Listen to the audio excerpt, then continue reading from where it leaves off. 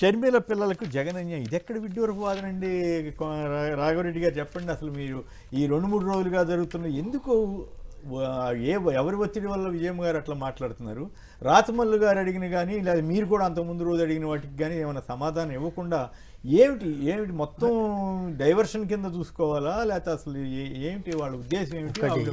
వారంతా అందరికీ గౌరవమే, కానీ అయినప్పటికి కూడా ఎందుకు ఇట్లా చేస్తున్నారు? కొమ్మినేని గారు, నేను ఒకసారి చిలుకూరు బాలాజీ టెంపుల్ పోతే సౌందర్యరాజన్ గారు ఇప్పుడు స్వర్గస్థులైన ఆయన సీతమ్మ అని సంబోధించాడు విజయమ్మ గారిని.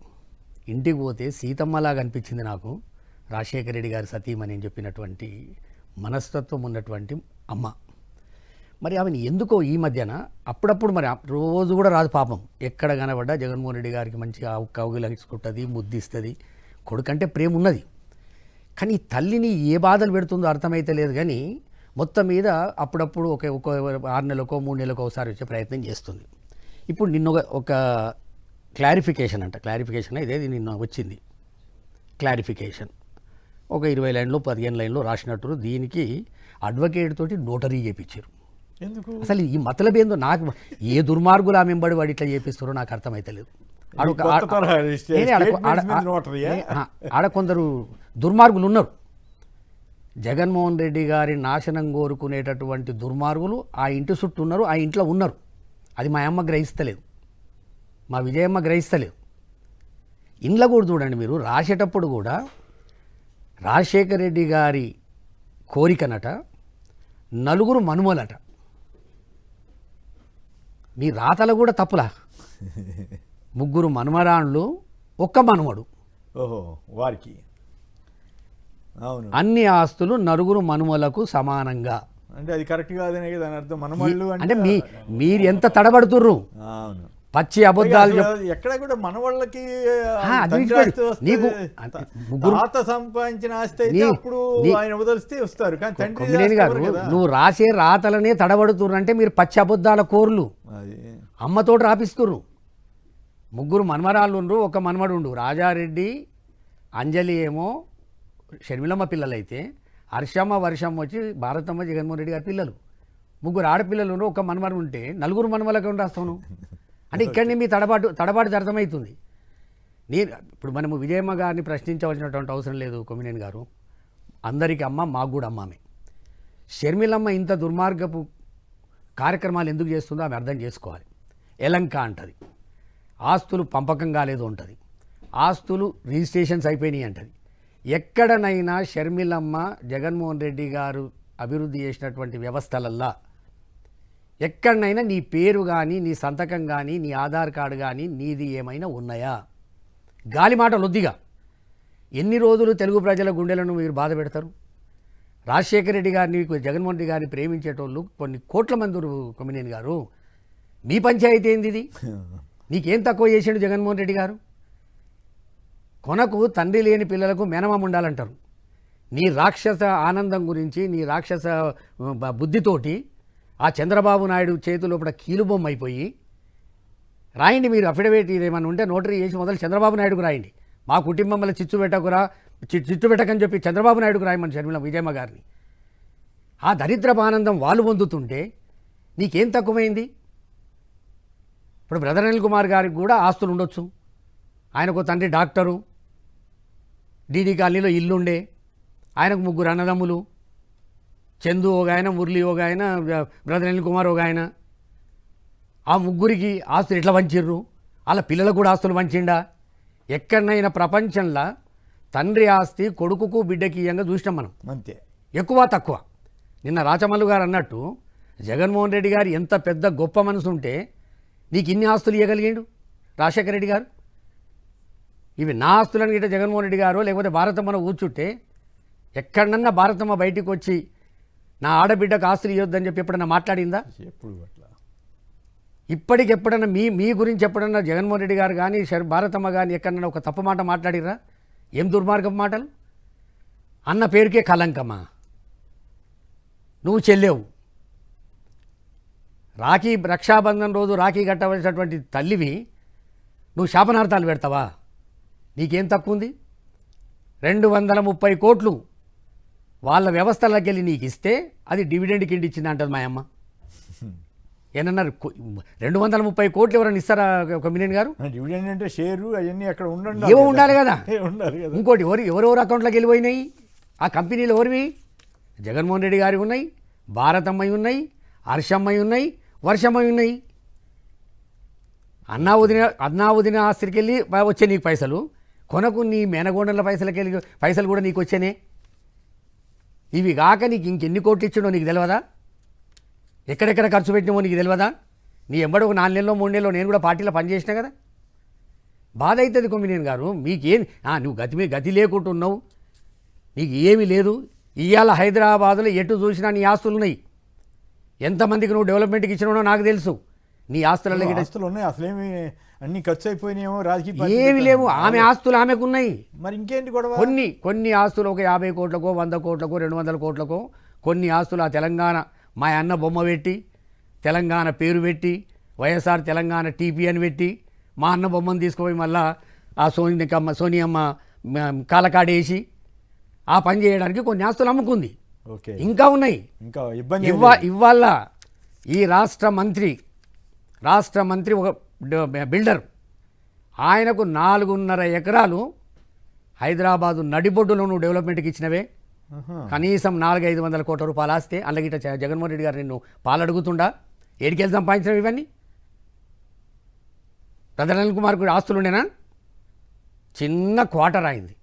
ఆయన పెద్ద డాక్టర్ వాళ్ళ నాయన.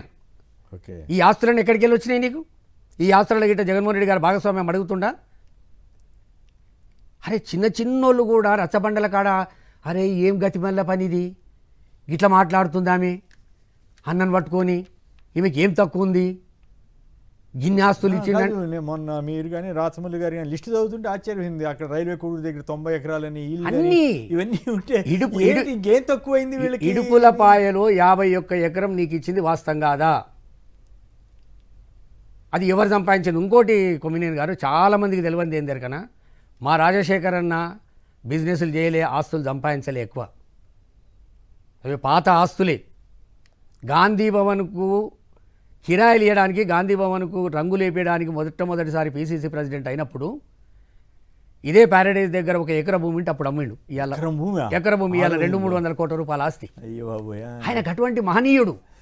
ఆయన ఆస్తులు ఎక్కువ సంపాదించాలి. ఎప్పుడైతే జగన్మోహన్ రెడ్డి గారి తెలివితోటి బెంగళూరుకు పోయి బిజినెస్ స్టార్ట్ చేసిండో, ఇవాళ ఈ సాక్షి ఛానల్ కావచ్చు, సాక్షి పేపర్ కావచ్చు, సండూరు ప్రాజెక్టు కావచ్చు, స్పిన్నింగ్ మిల్స్ కావచ్చు, భారతీ సిమెంట్ కావచ్చు, ఇవన్నీ ఆయన తెలివితోటి సంపాదించుకున్నాయి.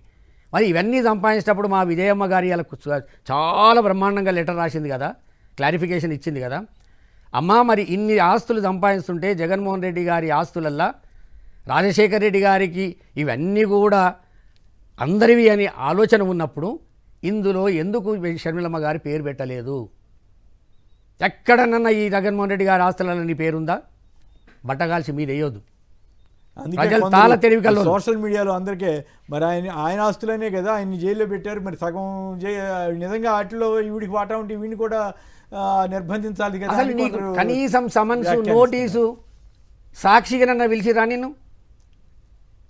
నువ్వు బాజాబ్తా 16 నెలలు జైల్లో ఉంటే నువ్వు బయట బాజాబ్తా కాలు మీద కాలు వేసుకొని కూర్చొని ఇప్పుడు ఆస్తుల గురించి నువ్వు మళ్ళీ తగాద పడతా, రద్దయ్యే ప్రమాదం ఉన్న అది ఎంత దుర్మార్గం చెప్పండి.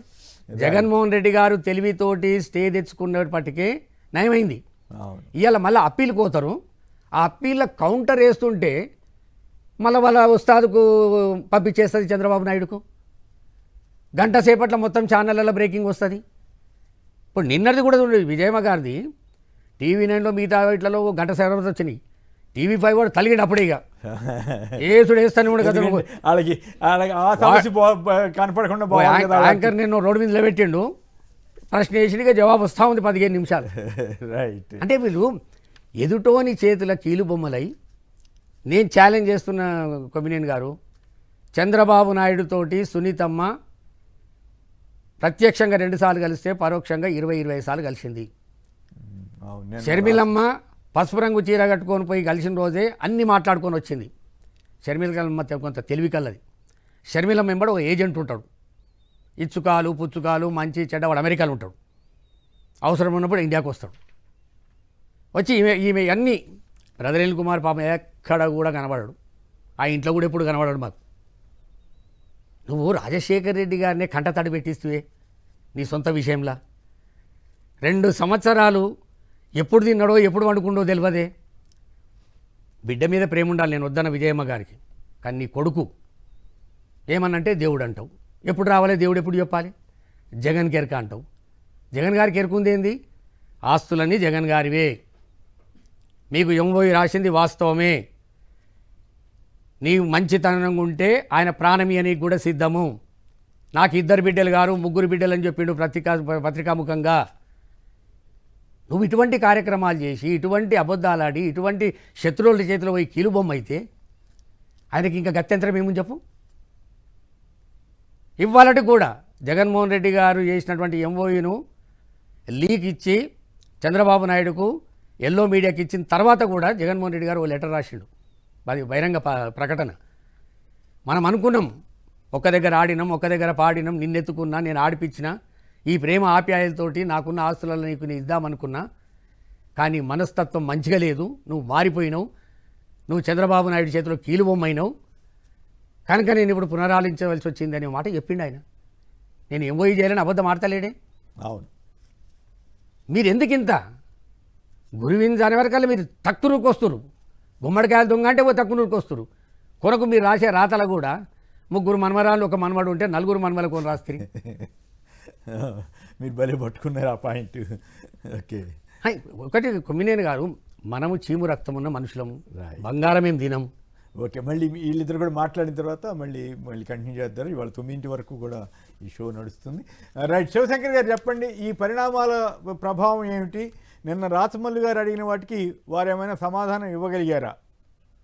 ఎందుకు ఈ ఇష్యూని రేజ్ చేయడం ద్వారా తెలుగుదేశం పార్టీ వారికి కానీ చంద్రబాబు గారు కానండి వాళ్ళకి ఉపయోగపడేలాగా ఎందుకు ప్రవర్తిస్తున్నారు? అంటే ఈ విషయం గురించి ఆ విజయమ్మ గారి గురించి మాట్లాడాలంటే కూడా చాలా బాధగా ఉంది. ఎందుకంటే కనుక ఇందాక రాఘవన్న చెప్పినట్టుగానే రాజమౌళి గారు చెప్పిన మా అందరికి తల్లి కంటే ఎక్కువ స్థానం. జగన్మోహన్ రెడ్డి గారు ఎంత ప్రేమిస్తామో అంతకు 100 ఇంతలు విజయమ్మ గారు అంటే కనుక అంత గౌరవం మా పార్టీలో ఉన్నటువంటి ప్రతి ఒక్కరికి ఉంది. కానీ ఈ రోజు ఆమె రాసినటువంటి లేఖ గురించి మాట్లాడిన అలాంటి చిన్న వాళ్ళు కూడా అంటే నిజంగా కళ్ళ వెంబడి నీళ్ళు వస్తా ఉన్నాయి. ఆమె ఎందుకు ఇలా అయిందంటే సార్, షర్మిలమ్మ అనే వ్యక్తి చంద్రబాబు నాయుడు గారి చేతిలో కీలుబొమ్మగా మారిపోయింది. పూర్తిగా కీలుబొమ్మగా మారి జగన్మోహన్ రెడ్డి గారిని ఏ విధంగా గతంలో ఇదే తెలుగుదేశం పార్టీ చంద్రబాబు నాయుడు కాంగ్రెస్ తో కలిపి 16 నెలలు జైల్లో పెట్టి వైఎస్ రాజశేఖర రెడ్డి గారు మరణించిన తర్వాత ఏ విధంగా వాళ్ళు ఇబ్బందులు పెట్టారో ఇప్పటికీ కూడా జగన్మోహన్ రెడ్డి గారిని ఆయనకు గట్ల దగ్గర కానీ ఎక్కడా కూడా సమస్యలు ఏవి లేవు. కానీ ఈ యొక్క చంద్రబాబు నాయుడు అనేటువంటి వ్యక్తి చిరకాలము ఆయనకు ఆయన పార్టీకి కేవలం శత్రువులు అనేటువంటిది వైఎస్ కుటుంబం మాత్రమే. రాజశేఖర రెడ్డి గారి గతంలో ఈయనను రాజకీయంగా ఎదుర్కొని దేశంలో కాంగ్రెస్ వల్ల చేత కాకపోయినా కూడా ఒక వ్యక్తిగా చేశారు. తర్వాత రాజశేఖర రెడ్డి గారు మరణించిన తర్వాత మాకు ఎదురు లేదనేటువంటి పరిస్థితుల్లో జగన్మోహన్ రెడ్డి గారు ఒట్టుడు ఇంతింత అయినటువంటి రీతిలో వాళ్ళ యొక్క పునాదులతో కూడా పీకి వేసేటువంటి శక్తి జగన్మోహన్ రెడ్డి గారికి ఉంది. కాబట్టి రాజకీయంగా జగన్మోహన్ రెడ్డి గారిని నేను ఎటువంటి పరిస్థితులు ఎదుర్కోలేను. కాబట్టి కుటుంబంలో చిచ్చు పెట్టి షర్మిల లాంటి వారిని ఆశ చూపించేసి కీలుబొమ్మగా మార్చుకొని ఆమె చేత ఈ యొక్క రాజకీయ వ్యూహాలన్నీ కూడా అమలు చేయడానికి ఈ రోజు చూస్తున్నటువంటిది ప్రజలందరికీ తెలుసు. ఇక ఆ షర్మిలమ్మ గారికి సంబంధించింది కానీ ఇది కానీ వాళ్ళు చెప్పినటువంటి విజయమ్మ గారు ఆ లేఖలో ప్రస్తావించిన దానికి నేను రాజమౌళి గారు సూటిగా అడిగారు. మళ్ళీ ప్రజలకు ఒకసారి చెప్తా ఉన్నాము, ఇంతవరకు మా ఆస్తులు ఏవి కూడా పంపకాలు జరగలేదనేటువంటిది ఒక పదం కూడా ఆ యొక్క అఫిడవిట్ లో రాశారు. సార్, అఫిడవిట్ లో నార్మల్ గా ఏదైనా కూడాను లెటర్ నోట్ పరంగా ప్రెస్ నోటో లేకపోతే ఇంకోటి వదులుతారు, లేదా నోట్ రాసేసి సంతకం పెట్టి వదులుతారు. కానీ ఇక్కడ 20 రూపాయల నోటరీ మీద స్టాంప్ వేసి ఇచ్చారు అంటే గనక ఒక్క దాని మర్మం ఏంటి? ఈ యొక్క జనాలు ఎవరు కూడాను ఆంధ్రప్రదేశ్ లో కాదు భారతదేశంలో కూడా ఏ జనాలు కూడాను నమ్మరు. కాబట్టే దానికి ఇంకా స్టాంప్ వేశారు నోటరీలో ఇచ్చారనేటువంటి ఎల్లో మీడియా కథనం ప్రకారం వచ్చింది. ఎక్కడి నుంచి వచ్చింది ఆ నోటు? ఎల్లో మీడియాలో ఫస్ట్ ఎల్లో మీడియా సంబంధించినటువంటి ఆ Telugu Desam party social media accounts నుంచి ఫస్ట్ వచ్చింది. ఇదే కాదు, మొన్న కూడాను ఎన్సీఎల్టీలో జగన్మోహన్ రెడ్డి గారు విజయం సాధించారు కదా, న్యాయపరంగా వెళ్ళారు. న్యాయపరంగా ఎన్సీఎల్టీలో జగన్మోహన్ రెడ్డి అనుకూలంగా తీర్పు వచ్చిన తర్వాత మీరు అప్పీలేట్కి వెళ్ళారు చెన్నైకి. ఎస్ మీకు న్యాయపరంగా రావాలని ఫైట్ చేయడంలో తప్పులేదు. వెళ్ళిన తర్వాత మంగళవారం ఎన్సీఎల్టీలో ఏటీలో అప్పీలేట్లో అఫిడవిట్ వేస్తే ఇమ్మీడియట్ గా ఎవరికీ తెలియదు, వెయ్యక ముందే చంద్రబాబు నాయుడు ఆఫీస్కి వెళ్ళేసి మంగళవారమే సోషల్ మీడియాలో అంతా వచ్చేసి బుధవారం ఎల్లో మీడియా ప్రముఖంగా ప్రచురించి మొత్తం అంతా ఇచ్చిన తర్వాత ప్రపంచానికి తెలుస్తా ఉంది. మీరేమన్నా మీ యొక్క శర్మిలమ్మ గారు ఏమన్నా తన యొక్క సోషల్ మీడియా అకౌంట్స్ హ్యాండిల్స్ లో పెట్టారా? లేదే. విజయమ్మ గారు ఈ విధంగా స్టాంప్ వేసి అఫిడవిట్ రిలీజ్ చేయలేదే. ఎందుకు ఎల్లో మీడియాలో వస్తా ఉంది? ఎవరి చేతిలో పావులు కలుపుతున్నారు? ఇక రెండో విషయము, విజయమ్మ గారు ఆ లేఖలో అఫిడవిట్ లో ఏం రాస్తారు సర్టిఫికేషన్లు అంటే ఈ పంపకాలు జరగలేదన్నట్టు ఆయన అన్నారు కదా. ఒక్కసారి 2004, 2009 అఫిడవిట్లు తీసుకుంటే రాజశేఖర రెడ్డి గారి ఎన్నికల ఆస్తుల ప్రకటన చేయాల్సిందే కదా. 2004లో ఉన్నటువంటి ఆస్తుల్లో 2009లో అవి లేవు. ఎందుకంటే అవన్నీ కూడా పంపకాలు చేశారు కాబట్టి. ఒకవేళ లేదని మీరు అంటున్నారు కదా, ఒక ఉదాహరణ చెప్తాను సార్. ఇందాక మీరు కూడా అంటుండ్రు, Banjara hills road number 2 Rajasekhara Reddy గారి ఇల్లు శర్మిలమ్మకు పూర్తిగా బదలాయించబడింది. ఇడుపులపాయలో 51 ఎకరాలు, అదేవిధంగా 15 మెగావాట్లు ఎస్ఆర్ఎస్ హైడ్రో పవర్ ప్రాజెక్టు, తర్వాత 22.5 మెగావాట్ల స్వస్తిక్ హైడ్రో పవర్ ప్రాజెక్టు కూడా ఈ జగన్మోహన్ రెడ్డి గారు ఈ రాజశేఖర్ రెడ్డి గారు ఇవ్వడం జరిగింది. అంతేకాకుండా విజయవాడలో ప్రైమ్ సెంటర్ లో ఉన్నటువంటి రాజ్ యువరాజ్ థియేటర్ లో కూడా 35% వాటాలు పూర్తిగా శర్మిలమ్మకి, పులివెందుల్లో 7.6 ఎకరాలు విలువైన స్థలము, విజయలక్ష్మి మినరల్స్ అండ్ ట్రేడింగ్ కంపెనీలో మొత్తం కంపెనీ అంతా కూడా జగన్మోహన్ రెడ్డి గారు, భారతి గారికి ఎవరికి లేకుండా 100% ఆయనకే రాయించడమే కాకుండా కోడూరు రైల్వే కోడూరులో రాజారెడ్డి గారు ఉండింది. మామూలుగా మనబడికి వస్తుంది వారసత్వంగా, అది కూడాను రాజారెడ్డి గారి ఆఫీస్ స్థలము. అదే రైల్వే కోడూరులో శెట్టిగుంట దగ్గర 90 ఎకరాల భూమి పూర్తిగా రాజశేఖర రెడ్డి గారు శర్మిలమ్మకు రాయించారే. ఇవన్నీ ఎక్కడి నుంచి వచ్చాయి? అంతేకాకుండా 230 కోట్ల రూపాయలు తన కంపెనీ నుంచి ఇందాక చెప్పినట్టు కొండరెడ్డి రాఘవన్ చెప్పినట్టు ఇక్కడి నుంచి జగన్మోహన్ రెడ్డి గారు సంబంధించింది, భారతమ్మ సంబంధించింది, ఈ ఆస్తులన్నీ కూడాను ఆన్లైన్ లో ట్రాన్స్ఫర్ చేసేటే కదా. పూర్తిగా ఇదంతా వైట్ మనీనే కదా. మీరు డివిడెంట్లు అంటున్నారే తల్లి, డివిడెంట్లు అయితే ఎవరికి వస్తారు తల్లి? షేర్ హోల్డర్స్ కో, పార్ట్నర్స్ కో డివిడెంట్లు వస్తాయి. ఎక్కడైనా శర్మిలమ్మ గారు కావచ్చు, బ్రదర్ గారు కావచ్చు, వాళ్ళ పిల్లలు కావచ్చు, ఈ యొక్క జగన్మోహన్ రెడ్డి గారు బదలాయించినటువంటి 230 కోట్లకు సంబంధించినటువంటి కంపెనీలలో కనీసం మీరు ఒక్క షేర్ హోల్డర్ కూడా కాదే. పార్ట్నర్షిప్ పక్కన పెట్టు, ఒక్క షేర్ కూడా లేదే. డివిడెంట్లు ఏ విధంగా వస్తాయి? డివిడెంట్లు అనే అర్థం తెలుసా తల్లి?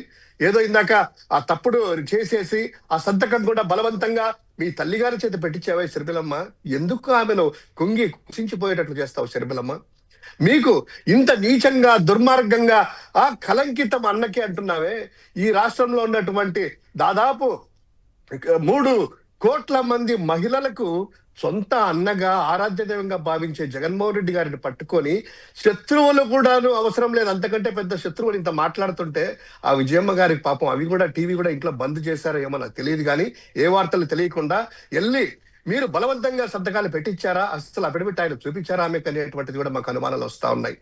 ఇంత నిజంగా ఇప్పుడు విజయమ్మ గారికి కూడాను ఎందుకు పదే ఆమె పేరు ప్రస్తావించాల్సి వస్తుందంటే ఈ యొక్క బాధతో జరుగుతున్నటువంటి పరిణామాలతో కనీసం ఆమెకు తెలుస్తుంది అనేటువంటి ఉద్దేశంతో చెప్తా ఉన్నాం. నిజంగా ఆ రోజు మీరు కూడా తల్లి విజయమ్మ గారు, మీకు కూడా 2 కొడుకు కూతురు 2 ఒకటే కదా తల్లి. స్వయంగా ఆ రోజు గెలిచేది కాదు, సచ్చేది కాదు. ఆ రోజు పార్టీ కాంగ్రెస్ పార్టీ ఆమె ఎంపీగా పెడితే జగన్మోహన్ రెడ్డి గారు ఓడిపోవాలనేసి పరోక్షంగా అమెరికాకి వెళ్ళి అమెరికాలో నుంచి ఒక వీడియో రిలీజ్ చేసేసి ప్రజలను కన్ఫ్యూజ్ చేసేసి కాంగ్రెస్ కు ఓటేయండి అన్నావే తల్లి. మీరు ఇంతకంటే ఇంకా కొడుకు పట్ల ఎందుకు తల్లి మీకు అంత పక్షపాతము కూతురు అంటే కనుక? నిజంగా చెప్తున్నాం, ఈ రోజు వైఎస్ఆర్ కాంగ్రెస్ పార్టీ నాయకులు మీరు మధ్యలో నోరు ఇప్పొద్దు అది ఇదని విజయమ్మ చెప్తుంది. జగన్మోహన్ రెడ్డి గారు కూడాను, మా నాయకుడు ఏ రోజు కూడాను ఈ పట్ల మీరు గమనించారో లేదో, ఒకసారి ఉత్తరాంధ్రకి వెళ్తే పర్యటనలో మీడియా అడిగింది. ఇది ఏదో అడిగితే ఆయన ఎంత సింపుల్ గా ఆయన మాట్లాడొచ్చు కదా. గర్గర్ కహాని ఇంటింట్లో ఉంటాయి ఏంది కుటుంబ సమస్యలని చెప్పాడు. గాని ఏ రోజు కూడా తల్లిని గాని చెల్లిని గాని ఒక్క మాట అన్నటువంటి పాపన పోలేదు. అంత నిబద్ధతగా శ్రీరామచంద్రుడు ఏ విధంగా కష్టాలు పాలయ్యాడో అంతకంటే ఎక్కువగా మీరు తెలుగుదేశం పార్టీ కుటుంబ సభ్యులుగా తల్లి లేదే అనుకుంటాం, తల్లి కూడా ఈ విధంగా పింఛింగ్ చేస్తా ఉంటే ఒక మనిషికి ఇంతకంటే బాధ ఇంకేం పెడతా తల్లి? మీరు తోడుగా ఉండాల్సినటువంటి పరిస్థితుల్లో మళ్ళీ కంటిన్యూ చేద్దాం. తర్వాత దిలీప్ గారు చెప్పండి, వీళ్ళిద్దరూ చేసిన వాదన మొత్తం ఓవరాల్ గా ఈ ఇష్యూ మీకేమనిపించింది? అంటే ఈ ఇష్యూలో ఒకటి సార్, 4 గోడల మధ్య ఉండాల్సిన కుటుంబ వ్యవహారం వీధుల్లోకి వచ్చి పడడం, దాంట్లో కూడా ఒక రాజకీయ కోణం తీసుకోవడం, ఇది ఈ అంశాన్ని ఎవరైనా కూడా సాధారణ తెలివితేటలు ఉన్న వాళ్ళు కూడా చూడగలుగుతున్నారు, గమనించగలుగుతున్నారు వ్యత్యాసాన్ని. ఎందుకంటే కుటుంబంలో ఆస్తుల తగాదా అయితే రెండు పద్ధతులు ఉంటాయి. ఒకటి సంప్రదాయ పద్ధతిలో యాన్సెస్టర్ ప్రాపర్టీ అయితే ఎవరికి ఎంత వస్తుంది, ఓన్ అక్వైర్డ్ ప్రాపర్టీ అయితే దాని మీద హక్కులు ఉంటాయా, లేకపోతే ఎవరు మనస్ఫూర్తిగా ఇచ్చినప్పుడు ఎంత తీసుకుంటామో అంతే తీసుకుంటాం తప్ప దాని గురించి పేచీలు పెట్టే వ్యవహారం ఉండదు. ఇదంతా ఇది సంప్రదాయ పద్ధతిలో చేసుకునే పంపకాలు. కాదు లీగల్గా అంటే కోర్టు ఉంది, వన్ కెన్ నాక్ the doors of the court and get remedy. కానీ పదే పదే ఈ అంశాలను నలుగుట్లోకి తీసుకొచ్చి రాజకీయ అస్త్రాలుగా వాడుకొని చేయడం అనేది బయట జనాలకు నచ్చట్లేదు. నేను బయట వ్యక్తిగా చెప్తున్నాను. ఎందుకంటే నేను ఫర్ లాస్ట్ మీతో పాటు నేను జర్నలిజంలో 35 ఏళ్ళ నుంచి ఉన్నాను కదా. రాజశేఖర్ రెడ్డి గారికి రాజకీయాలకు అతీతంగా, పార్టీలకు అతీతంగా కూడా అభిమానులు ఉన్నారు ఈ రాష్ట్రంలో.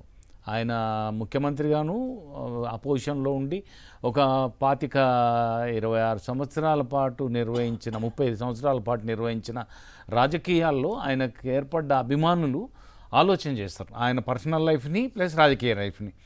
వాళ్ళు కూడా ఈ వివాదాన్ని గమనిస్తున్నారు over a period of time స్ట్రెచ్లో చేసి ఈ పంచాయతీలు ఏంది, ఈ తగాయిదాలు ఏంది, చివరికి రాఘవరెడ్డి గారు చెప్పినట్టు విజయమ్మ గారిని టూల్గా వాడుకుంటున్నారా, అబద్ధాలు వాస్తవాలు ఏంటి అని ప్రజాక్షేత్రంలోకి వచ్చినాక విశ్వసించారా ఇలా అనేది మళ్ళీ రాజకీయ గీటురాయి మీదనే కదా తేలేది. వాటి పరంగా చూసినప్పుడు విశ్వసనీయత సన్నగిల్లి, మరి ఆమె స్వయంగా రాజశేఖర రెడ్డి గారి సతీమణి కదా, ఆమెను కూడా దీంట్లోకి దింపడము, ఆమె ద్వారా చెప్పిస్తే ఇంకా రాఘవరెడ్డి గారు బెదిరిస్తా ఉంది తల్లిని, అట్లాంటివి ఏమైనా జరుగుతున్నాయేమో అని నేను తను చెప్పిన మాటల్లో నాకు కూడా సందేహం కలుగుతుంది. అట్లా మాట్లాడేయడం ద్వారా ఇప్పుడు శివప్రసాద్ రెడ్డి రైజ్ చేసిన ఇష్యూస్ నేను చూశాను ఇందాక, వాటికి ఆన్సర్ చేయాలి పొలిటికల్ అయినప్పుడు. When it turn political platform మీదనే తేల్చుకోవాలి. లేదు కుటుంబ వ్యవహారమే అయితే కుటుంబంలో పద్ధతులు ఉన్నాయి, ఇదివరకు అందరూ అనుసరించిన పద్ధతుల్ని పాటించడం, లేదా న్యాయస్థానాలకి వెళ్ళిపోవడం, అంతే తప్ప చీటికి మాటికి వీధుల్లోకి వచ్చి చాలామంది నాతోటి అన్నమాట. నేను అభిమానించాను రాజశేఖర రెడ్డి గారిని. నాతో పాటు ఇప్పుడు రాఘవరెడ్డి అన్న పంచుకున్నట్టుగానే అభిప్రాయాలు పంచుకునే చాలామంది కాంక్రీట్గా చెప్పిన ఒక అభిప్రాయం నేను మీకు చెప్తాను.